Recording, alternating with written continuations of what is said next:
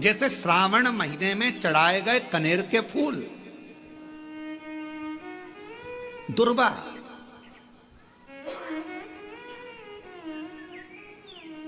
और हम सबसे कहेंगे, मान लो यदि कोई विशेष कोर्ट का केस चल रहा हो, कोई कोर्ट में कोई बातें चल रही हो, अदालत आदि में कोई कार्रवाई चल रही हो, कोई फाइल प्रशासनिक अधिकारियों के पास फंस गई हो और कुछ ना कुछ उसमें अपने को लगता है कि तकलीफ का प्रसंग है, तो हम कहेंगे शिव की आराधना करो, सत्यता पर जियो,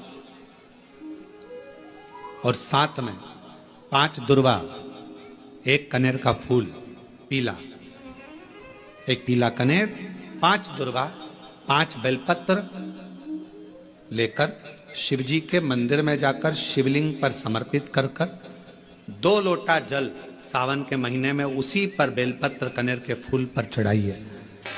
देवाधिदेव महादेव की कृपा होगी। ज्यादा से ज्यादा 6 महीना 7 महीना, इससे ज्यादा निर्णय आप ही के पक्ष में आएगा और शिव की कृपा से।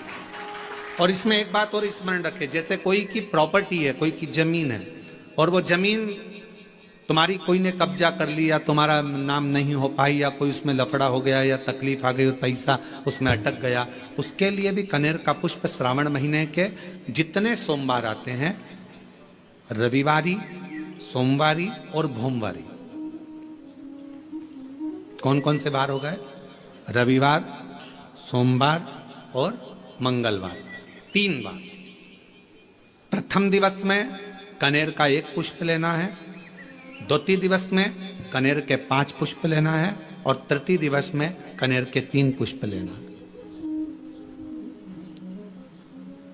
बेलपत्र 1-1 साथ में लेकर शिव जी को रविवार के दिन भी समर्पित करें, सोमवार के दिन भी समर्पित करें, और मंगलवार को 3 कनेर के पुष्प के साथ बेलपत्र लेकर बाबा को समर्पित करिए। कितना भी अटकी हुई प्रॉपर्टी होगी, कह दिया उसने मैं तेरे नाम प्लाट नहीं कराऊंगा, और पैसा लेकर बैठ गया, या पैसा नहीं दे रहा है, या किसी भी रूप में वो अटका हुआ है, अगर सावन के 4 सोमवार पढ़े या 5 सोमवार पढ़े, आपने ये प्रत्येक सावन के सोमवार के पहले, फिर से बोलो कौन सा बार?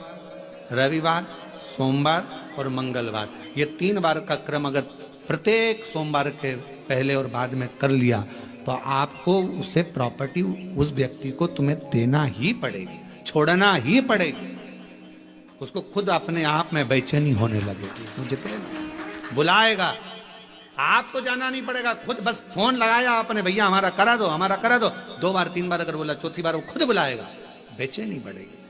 मेरा बाबा उसको खुद खल बुला देता। शिव शिव है, उसको कहते सत्यम शिवम शंकर शंकर। आप लोग कथा में श्रवण करे हैं पूर्व में, हनुमान गतिमान रतिमान मतिमान वर्तिमान, ऐसे हनुमान जी के कई भाई हुए, कई भाई हनुमान जी के हुए। और हमने पहले भी कहा है, जिसकी फैक्ट्री ना चलती हो, बहुत दुकान ना चलती हो, तो हनुमान जी के पांव का थोड़ा सा सिंदूर लेकर, यदि उस सिंदूर को किसी भी फैक्ट्री या दुकान में हनुमान जी के छोटे भाई गतिमान के नाम से अगर 1 बिंदी भी सिंदूर की रख दी जाती है, तो वो दुकान और फैक्ट्री भी झड़के से चलना प्रारंभ हो जाती है। गतिमान हनुमान जी के छोटे भाई,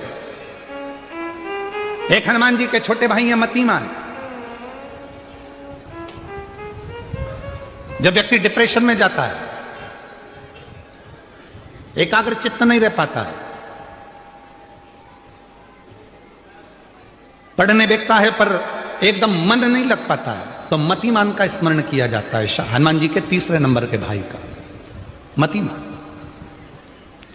और कहते हैं 1 दुर्वा यदि मतिमान के नाम से शंकर भगवान की शिवलिंग पर चढ़ा दी जाए, और उसी दुर्वा को वापिस लेकर आया जाए, अंधेरा होने से पहले, सूर्य अस्त होने के पहले, शाम के प्रदोष के पहले, यदि उस दुर्वा को उस व्यक्ति को चबा चबा कर खिला दो, तो डिप्रेस हो रहा है, डिप्रेशन में है, चिंता में है, टेंशन में है, और उसका विवेक काम नहीं कर रहा, बुद्धि स्थिर नहीं हो पा रही है, या पढ़ने में मन नहीं लग पा रहा है, तो उसको आप एक दुर्वा मतिमान, हनुमान जी के तीसरे नंबर के भाई मतिमान के नाम से अगर खिला देते हैं तो उसकी बुद्धि केंद्रित होना प्रारंभ हो जाती है और वो डिप्रेस से हटना प्रारंभ हो जाता है, मन स्थिर होने लगता है। मतिमान।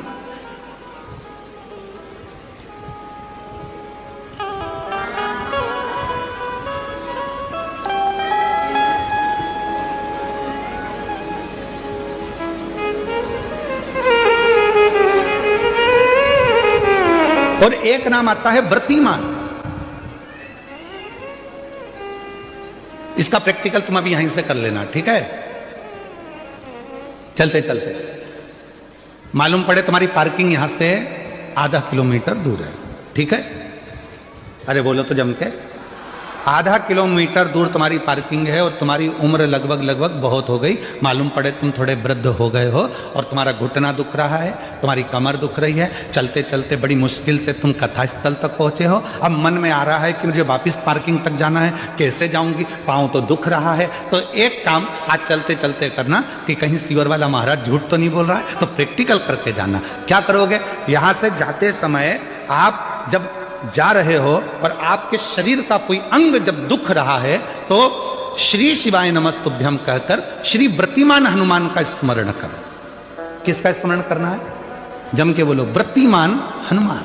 व्रतिमान हनुमान का स्मरण करके कहीं पर भी बैठकर अपने पांव की छोटी वाली जो उंगली है उसको जम के दबाना और दबाने के बाद चल देना। जिस जगह पर भी दर्द हो रहा होगा मेरा बाबा आपको मंजिल तक पहुंचाएगा, दर्द होने नहीं देगा। कल नहीं करना, प्रैक्टिकल आज ही करना। काल करे सो आज कर। व्रतिमान आज करेंगे गुरुजी, 3 महीने में फर्क दिखेगा। तुम तो आज की आज का बताओ ना कि आज की आज में फल कैसे मिले। तुम तो बिल्कुल तैयारी में बैठो। जाते जाते व्रतिमान हनुमान भगवान श्री शिवाय नमस्तुभ्यम का स्मरण कर कर एक ऊर्जा के साथ, ताजगी के साथ चलते जाओ। शिव थोड़ा बहुत नहीं देते, मेरे भगवान देते हैं चप्पल फाड़ कर। लोगों के स्मरण में है कि नहीं हमको नहीं मालूम, पर 2 माता ऐसी है, 2 जगत जननी ऐसी है कि दुनिया का कोई भी व्यक्ति कितना भी टोना कर दे, चाहे दुनिया का कोई भी व्यक्ति कितनी भी विद्या कर दे, चाहे दुनिया का कोई भी तांत्रिक कोई विद्या करने वाला तुम्हारे ऊपर कितनी भी विद्या कर दे, 2 देवी ऐसी है जो उस टोना को, उस विद्या को पलट देती है।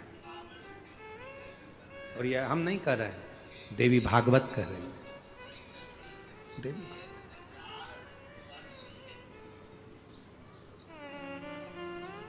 काली पुराण में भी इसका वर्णन आता है, देवी भागवत में भी इसका वर्णन आता है। 2 देवी ऐसी हैं जो कोई अपने ऊपर अगर विद्या कर रहा है और वो 2 देवी का स्मरण कर लिया जाए, उन 2 देवी का नाम लेकर मात्र शंकर के शिवलिंग के सामने जो अशोक सुंदरी वाली जगह होती है वहां पर अगर इन 2 देवियों का नाम लेकर अगर जल चढ़ा दिया जाए तो किसी ने अगर विद्या करी भी होती है तो पलट जाती है। कोई कितना भी बड़ा तुम्हारे लिए तंत्र मंत्र कर रहा हो वो तुरंत पलट जाता है, एक क्षण नहीं लगता और उनका नाम लेने से ही पलट जाता है। 2 देवी, एक प्रत्यग्रा माता, एक है प्रत्यग्री माता और दूसरी है दंतेश्वरी माता, जिसका काली पुराण में विशेष वर्णन लिखा, जिसका देवी भागवत में वर्णन आता है। और महाराज प्रत्यग्री माता का वर्णन स्वयं यहां तक, प्रत्यग्रा माता का वर्णन यहां तक अथर्व वेद में भी प्रत्यग्री माता का वर्णन और दंतेश्वरी माता का स्मरण यहां तक अथर्व वेद में भी वर्णित किया गया प्रत्यग्री माता का। काली पुराण में तो है, देवी भागवत में भी है।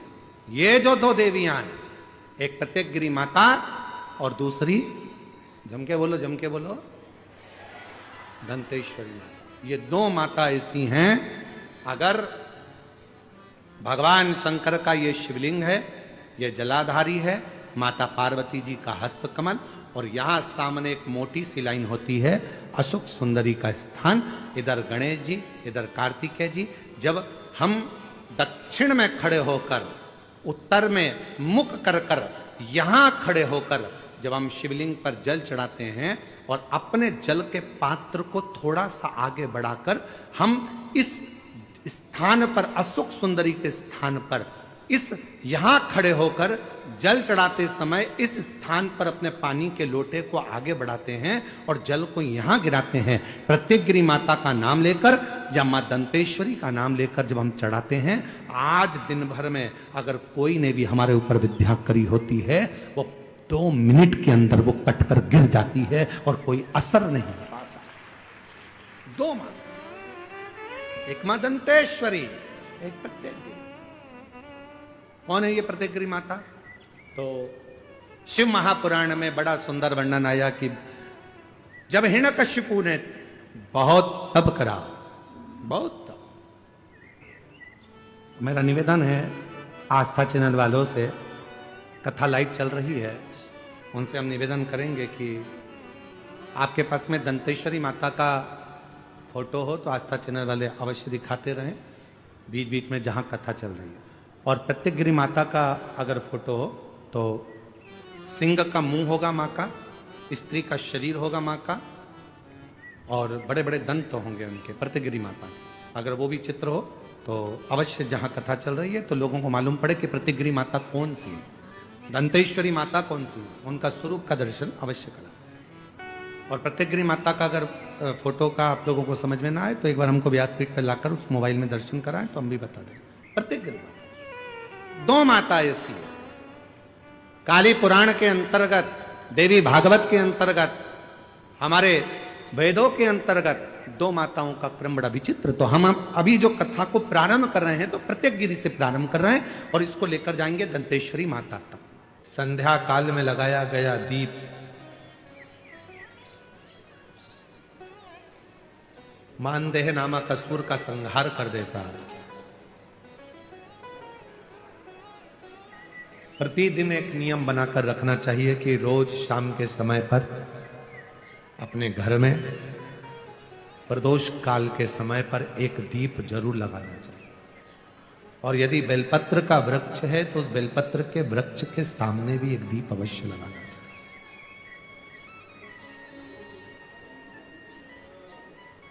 6 महीने में, 3 महीने में, 2 महीने में, 1 महीने में ऐसा नियम बनाया करो कि मुझे बेलपत्र की पूजन करना।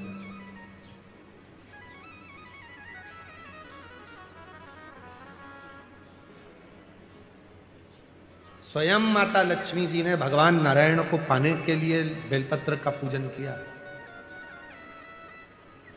जब इंद्र की पूरी सत्ता चली गई थी, सारा की सारा धन इंद्र का चले गया था, असुरों ने उस इंद्र के सिंहासन पर अपना कब्जा जमा लिया था, तब इंद्राणी ने, स्वयं सची माने इंद्राणी ने शिव जी की साधना करी, बेलपत्र के वृक्ष के, बेलपत्र की पूजन करें।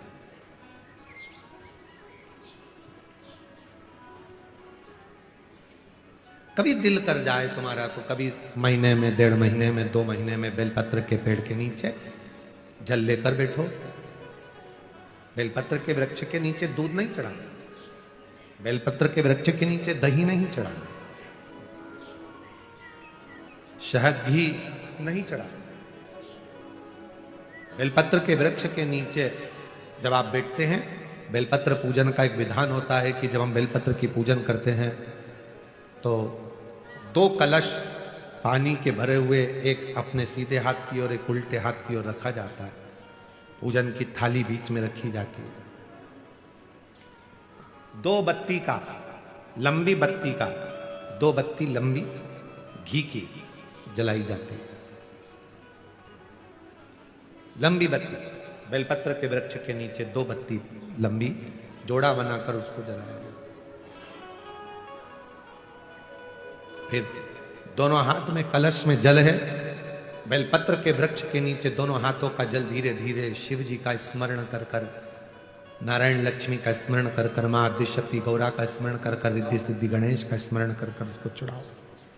प्रार्थना करो, विनय करो, मेरे जीवन में बहुत कष्ट है, उसको मिटाना है आपको। शिव आपसे प्रसन्न होते हैं, वैसे मेरी जिंदगी भी प्रसन्न करना है आपको। जल चढ़ाकर दोनों पात्रों का थोड़ा थोड़ा जल कलश में बचा लेना है, पूरा पात्र खाली नहीं करना है, दोनों को वापस रखना है। और थोड़ी सी हल्दी पीसी हुई शिव जी के उस बेलपत्र पर लगाएं, थोड़ा कुंकुम वो भी बेलपत्र पर लगाएं। 7 दाने अक्षत के, केवल 7 दाने अक्षत के बेलपत्र को छुआकर अपनी थाली में रख लें। घर पर जब जाएं तो वो 7 दाने अक्षत के और बेलपत्र के वृक्ष में जो चढ़ा हुआ थोड़ा सा जल बचाकर लाए हो, वो घर में छींट कर 7 दाने पूरे घर में डालना प्रारंभ करें। महीने में, 2 महीने में, 3 महीने में एक बार करिए। जीवन में किसी के आगे हाथ फैलाने की जरूरत नहीं पड़ेगी। इतनी संपदा बाबा, इतनी संपदा। बेलपत्र की महत्वता को लोग जानते नहीं है। एक प्रदोष की महत्वता, एक बेलपत्र की महत्वता। अभी हमने पहले भी कहा, एक कथा प्रदोष काल की रह गई है। एक बार हम दिल्ली बाच रहे थे पर वो पूरी नहीं हो पाई क्योंकि पानी आ गया। हम प्रयास कर रहे हैं उस कथा को कुबेरेश्वर धाम पर, क्योंकि उसमें प्रदोष काल की कथा में टेंट नहीं लगता। वो प्रदोष काल की जो कथा होगी सीहोर कुबेरेश्वर धाम में, उसमें टेंट नहीं लगेगा, उसको खुले मैदान में बांचना पड़ता। आप और हम सब खुले मैदान में बैठकर प्रदोष काल में उस कथा को सुने और उसमें प्रदोष की महत्वता को जाने। और हमारी तरफ से हम तो आज प्रकाश जी आपको भी, दीना भाभी जी आपको भी, दोनों को निमंत्रण दे रहे हैं। जब भी सीहोर में जब कथा हो प्रदोष काल की, तो एक दिन कम से कम आप लोग आकर उस कथा की पूजन आपको भी करना रहेगी। प्रदोष काल की कथा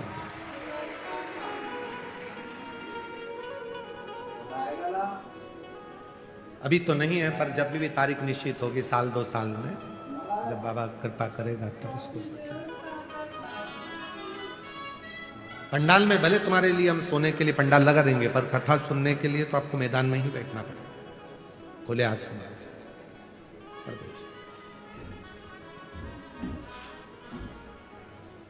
शिव तत्व को जान, बेलपत्र की महत्वता को जिसने जान लिया, आज लोग बेलपत्र को जान रहे हैं कि बेलपत्र खाने से शुगर, बीपी, थायराइड जैसी बीमारियां भी ठीक हो जाती हैं। उस बेलपत्र की महत्वता को जान। और फिर निवेदन है, आपके शरीर में कष्ट है तो बेलपत्र का सेवन करो। रोज रोज बेलपत्र वैसे ही नहीं खाना। कई बार बेलपत्र खाने से मुंह में छार छार पना जाता है, कई बार मुख का स्वाद भी कम हो जाता है बेलपत्र खाने से। तो निवेदन है, रोज रोज ना खाइए, जब जरूरत है। और जरूरी नहीं कि आप 3 पत्ती यहां से जो बेलपत्र दी जाती है, 7 दिन तक जो रोज एक बेलपत्र दी जाती है, वो तो खाने के लिए दी जाती है। पर समापन के दिन की बेलपत्र तो खाने की नहीं रहती, उसको तो ले जाकर लोग लाल कपड़े में बांध अपने घर में रख देते हैं तिजोरी में। आखिरी दिन की बेलपत्र तो वैसे भी तिजोरी का भंडार के लिए होती है। तो जो बेलपत्र होती है, जरूरी नहीं कि तुम पूरी बेलपत्र खाओगे तो दवाई असर करे। बेलपत्र का अग्रण्य भाग का थोड़ा सा पत्र भी यदि हम पा लेते हैं, उसको ग्रहण करते हैं, तो वो भी उतना असर। और रोज खाने की जरूरत नहीं है। रोज अगर शिव मंदिर जा रहे हो, शिवालय जा रहे हो, शंकर जी के मंदिर जा रहे हो, देवालय जा रहे हो, तो बेलपत्र लाओ, वहां से मना नहीं है। उसको इकट्ठा करो, एकाग्रित कर सुखा लो। सुखाकर रोज शिव जी की चढ़ी हुई बेलपत्र को सुखाकर फिर उसका चूरा बना लो। जब तुम्हें लगे कि शुगर गड़बड़ हो रही है, बीपी गड़बड़ हो रहा है, थायराइड गड़बड़ हो रहा है, तो एक चुटकी उसमें से लेके निगल लो, पानी पी लो। बाबा की कृपा से आधा घंटा, 1 घंटे में वो sugar, BP, thyroid sub level में आना प्रारंभ हो। उस बेलपत्र की महत्वता को जिसने जाना, कभी कुबेरेश्वर धाम जाओ तो कुबेरेश्वर बाबा के धाम पर जो 200-300 साल पुराना, जो 300 साल के ऊपर पुराना बट वृक्ष है, जहां बाबा बैठे हैं, बटकेश्वर महादेव, उसका दर्शन करो। उस पेड़ की छांव में बैठकर बाबा का मंत्र जाप करो। अभी अभी हमने थोड़ा सा उसको बंद कर दिया था, क्योंकि वहां बाबा के जोड़ा घूम रहा था तो शरीर पर चढ़ जाता था, इसलिए अब स्थान पर वहां जाना थोड़ा बंद कर दिया था, पर पुनः वापिस उसको खोल दिया। बेलपत्र की वाटिका है छोटी सी, उस बेलपत्र की वाटिका के पास में बैठकर भगवान शिव का नाम उच्चारण करो। नाम स्मरण, शिव भक्ति करो जहां तक हो सके, शंकर की अविरल भक्ति को धारण।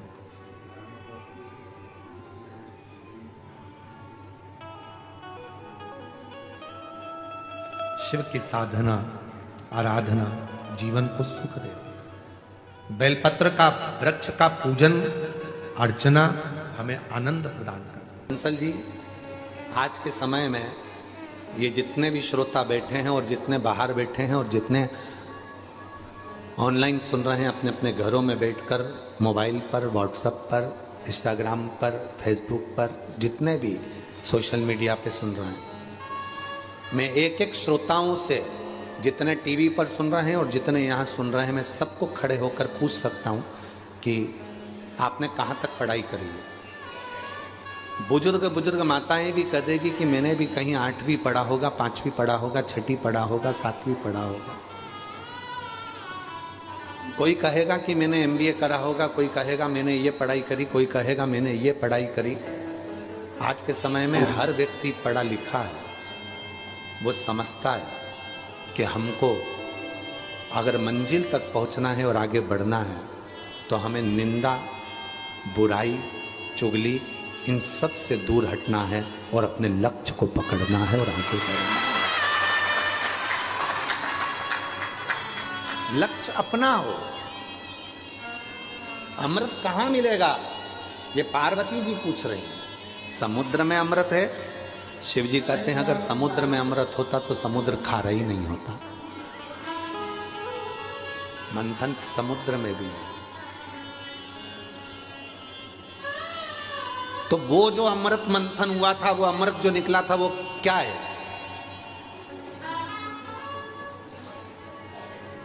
शिव जी ने कहा वो तो विचारों का मंथन है। और विचारों का जब मंथन होता है तो उसमें जो अमृत निकलता है वो जीवन को सुख देता है। आज हम एक बात इस व्यासपीठ से, काशी की भूमि से कहना चाहेंगे। प्रत्येक पति और पत्नी को अपने कमरे में आने के बाद मोबाइल को टेबल पे साइलेंट कर कर पटक देना चाहिए। पति कमरे में आया, पत्नी कमरे में आई, दोनों के मोबाइल साइलेंट कर कर एक कोने में पटक दो और अपने अपने विचारों का मंथन करो। पत्नी के पास बहुत सारी बातें हैं जो तुमसे कहना चाहती है, पर तुम ऐसे हो कि उसकी बातों को सुनना ही नहीं चाहते। पति कहते हैं ये निंदा करेगी, बुराई करेगी अपनी माँ, सास की, ससुर की, परिवार की। ठीक है, किससे कहेगी वो? अपना मन हल्का करने के लिए अपने पति से ही तो कहेगी। अगर पड़ोसी से कहना चालू कर देगी तो तुमको काली मिर्ची लग जाएगी। कहेगी तो पति से। किससे कहेगी? कहेगी तो पति से। अपने केवल मंथन समुद्र का नहीं हुआ, मंथन विचारों का हुआ। विचारों का मंथन। बच्चों को क्या कराना है, कहाँ पढ़ाना है, उनकी एजुकेशन कैसी होना चाहिए, आगे का क्या करना है इनका। पर हम मंथन करते हैं तो दूसरों का करते हैं। सास ने ऐसा बोल दिया, ससुर ने ऐसा बोल दिया, तुम्हारी बहन ने ऐसा बोल दिया, तुम्हारे भाई ने ऐसा बोल दिया। ये मंथन नहीं चाहिए। मंथन में अपने लिए सोचो, अपने बच्चों के लिए सोचो, अपन कैसे खुश रह सकते हैं वो विचार करो। तुम सबसे ज्यादा बहू, किसी की भी अगर बहू होगी तो सबसे 33 कोटि देवी देवता में सबसे ज्यादा बहू माता पार्वती जी की थी। माता पार्वती।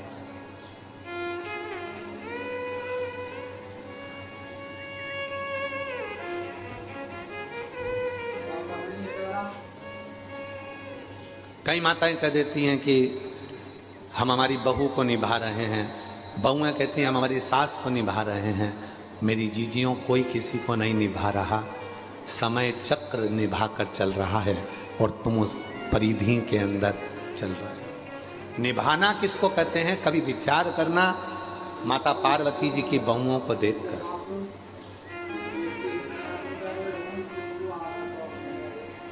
बहुओं को देखो, एक माँ छठी